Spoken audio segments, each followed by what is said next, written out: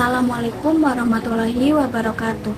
Perkenalkan, nama saya Kaila Ukti Amalia Zahro dari kelas 1 TMAA dengan NIM 25401040717. Di sini saya akan sedikit menyampaikan mengenai materi Al-Quran untuk memenuhi tugas ujian akhir semester 1 mata kuliah Ilmu Al-Quran dan Hadis dengan dosen pengampu Bapak Mujibur Rahman, SPDI, MSI. Jadi, di sini saya akan sedikit menyampaikan mengenai pengertian Al-Quran, nama-nama Al-Quran, sifat-sifat Al-Quran, dan sejarah diturunkannya Al-Quran, serta tujuan diturunkannya Al-Quran.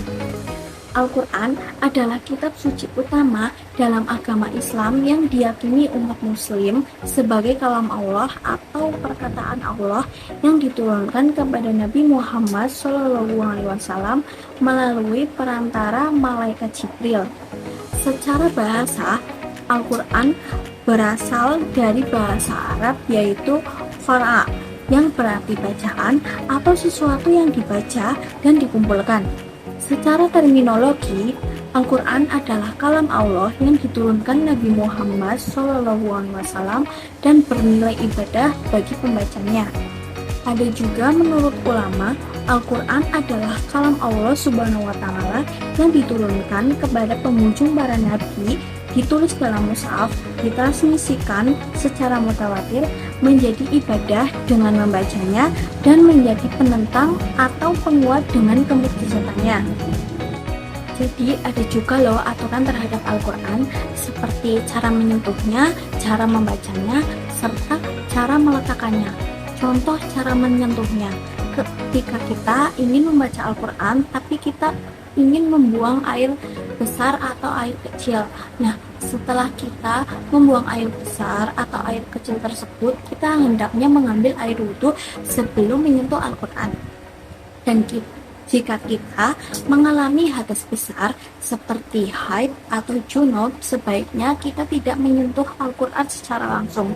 Kita boleh saja membaca Al-Quran, tetapi dengan cara tidak menyentuh Al-Quran, seperti melihat ayat tersebut di HP dengan menggunakan aplikasi Al-Quran. Lalu, contoh cara membacanya dengan tartil. Artinya, ketika kita membaca Al-Quran tidak boleh terburu-buru atau tergesa-gesa, dan kita harus memahami tajwidnya, memahami ayat-ayatnya. Kita tidak semena-mena atau tidak seenaknya membaca Al-Quran begitu saja, dan kita tidak boleh sambil bercanda dengan orang lain ketika kita sedang membaca Al-Quran. Contoh cara meletakkannya, ketika kita hendak meletakkan Al-Quran itu di tempat yang lebih tinggi, tidak di tempat yang rendah. Banyak orang yang meletakkan Al-Quran itu seenaknya sendiri, seperti di lantai, seperti di kasur. Lah, itu takutnya nanti Al-Quran tersebut terkena najis atau terkena kotoran. Alangkah baiknya kita ketika ingin menaruh Al-Quran itu di atas meja, dan kalau sudah di atas meja itu tidak boleh ditumpuk dengan buku yang lain atau ditumpuk dengan barang yang lain. Nah, pada saat kita ingin membaca Al-Quran, alangkah baiknya kita membacakan basmalah, mengucapkan bismillahirrahmanirrahim supaya kita terlindungi dari gangguan parasitan. Yang selanjutnya ada sejarah diturunkannya Al-Quran. Al-Quran diturunkan kepada Nabi Muhammad SAW melalui perantaraan malaikat Jibril dan berlangsung dalam waktu kurang lebih 23 tahun. Al-Quran mulai diturunkan pada tahun 610 Masehi dan berakhir pada tahun 632 Masehi, tahun wafat Nabi Muhammad SAW. Para ulama membagi sejarah turunnya Al-Quran dalam dua periode. Yang pertama, periode sebelum hijrah atau ayat-ayat Makkiyah. Pada periode ini, selama 610 Masehi sampai 622 Masehi. Selama periode ini, wahyu pertama kali diterima oleh Nabi Muhammad di Gua Hira. Wahyu-wahyu pada fase ini umumnya berisi pesan-pesan tentang keesaan Allah atau tauhid, kehidupan setelah mati, serta ajaran-ajaran moral dan etika. Surat-surat yang diturunkan pada periode ini seringkali bersifat pendek dan berfokus pada dasar-dasar iman. Selanjutnya, yang kedua, periode setelah hijrah atau ayat-ayat Madaniyah. Pada periode ini selama 622 Masehi sampai 632 Masehi. Setelah hijrah ke Madinah pada tahun 622 Masehi, wahyu yang diturunkan berisi pedoman-pedoman lebih rinci tentang hukum-hukum sosial, hukum-hukum ibadah, serta peraturan-peraturan mengenai kehidupan komunitas muslim. Surat-surat pada periode ini cenderung lebih panjang dan mencakup berbagai aspek kehidupan sosial dan hukum. Yang selanjutnya ada beberapa nama-nama Al-Quran. Yang pertama, Al-Quran yang berarti bacaan. Disebut Al-Quran karena kitab suci ini dibaca, dilafalkan, dan diamalkan oleh umat Islam sebagai ibadah. Selanjutnya yang kedua ada Alkitab yang berarti kitab. Nama ini menunjukkan bahwa Al-Quran adalah wahyu Allah yang tertulis, tersusun secara rapi dalam mushaf dan menjadi pedoman hidup bagi manusia. Ada juga Al-Furqan yang artinya pembeda. Kenapa disebut Al-Furqan? Karena membedakan antara yang benar dan yang salah, antara jalan kebaikan dan jalan keburukan manusia. Selanjutnya ada Adz-Dzikir yang berarti peringatan atau pengingat. Al-Quran berfungsi sebagai peringatan bagi manusia agar selalu ingat kepada Allah Subhanahu wa Ta'ala dan tidak menyimpang dari ajarannya. Selanjutnya, yang terakhir ada At-Tanzil yang artinya diturunkan, menegaskan bahwa Al-Quran adalah wahyu yang benar-benar diturunkan oleh Allah Subhanahu wa Ta'ala kepada Nabi Muhammad SAW. Nah, yang selanjutnya ada sifat-sifat Al-Quran. Yang pertama, sebagai petunjuk hidup atau Al-Huda. Al-Quran menjadi pedoman hidup manusia agar berjalan di jalan yang benar, baik dalam akidah, ibadah, akhlak, maupun muamalah. Contohnya, kita melaksanakan sholat, puasa, zakat, dan menjauhi perbuatan zalim. Selanjutnya, yang kedua, sebagai peringatan atau mau'izah. Nah, artinya ini Al-Quran memberi nasihat dan peringatan agar manusia tidak terjerumus dalam dosa serta mengingatkan akibat buruk dari perbuatan yang salah. Contohnya, peringatan tentang siksa bagi orang yang sombong, zalim, dan ingkar kepada Allah. Seperti kita gibah dengan teman kita, itu merupakan perbuatan terlarang dan merupakan perbuatan yang tidak boleh dilakukan oleh kita karena gibah itu termasuk dosa. Yang selanjutnya ada sebagai rahmat. Al-Quran membawa kasih sayang dan kebaikan bagi manusia karena ajarannya mengarah pada kedamaian, keadilan, dan kesejahteraan hidup. Contohnya, kita harus saling memaafkan sesama manusia, menolong sesama, dan menjunjung keadilan sosial. Misalkan, kita melihat orang yang sedang kecelakaan atau orang yang sakit, kita sebagai sesama manusia, kita sebaiknya itu menolong orang tersebut. Karena sebagaimanapun dia juga manusia, sesama manusia, kita itu harus saling menolong.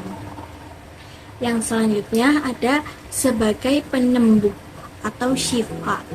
Artinya Al-Quran menjadi obat bagi penyakit hati seperti iri, dengki, sombong, dan kegelisahan batin.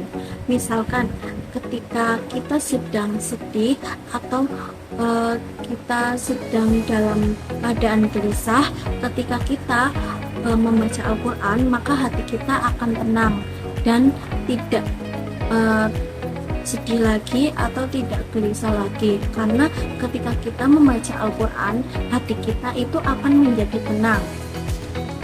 Nah, selanjutnya ada sebagai penjelas atau bayan. Al-Quran menjelaskan mana yang benar dan yang salah, halal dan haram, serta aturan hidup manusia. Contohnya, penjelasan tentang hukum riba, warisan, pernikahan, atau muamalah. Misalkan nih, kita ini kan menjelaskan mana yang halal dan mana yang haram. Misalkan ketika kita melihat orang Kristen memakan babi, hewan babi, dan sebagai umat Islam, kita tuh harusnya tahu kalau babi itu ketika dimakan itu haram, dan kita tidak boleh memakannya karena hewan itu termasuk haram bagi umat Islam. Yang terakhir, ada sebagai cahaya atau nur, yang berarti Al-Quran menerangi kehidupan manusia dari kegelapan bodoh dan kesesatan menuju kebenaran. Contohnya, membimbing seseorang keluar dari kehidupan maksiat menuju kehidupan yang taat kepada Allah. Misalkan kita ini seorang pemabuk, naudzubillah min dzalik ya.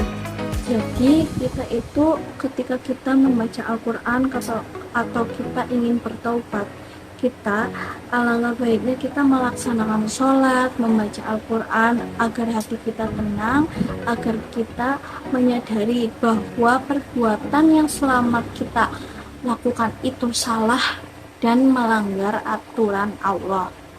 Dan kita setelah melaksanakan sholat atau membaca Al-Quran, menjadi kita menuju ke jalan Allah.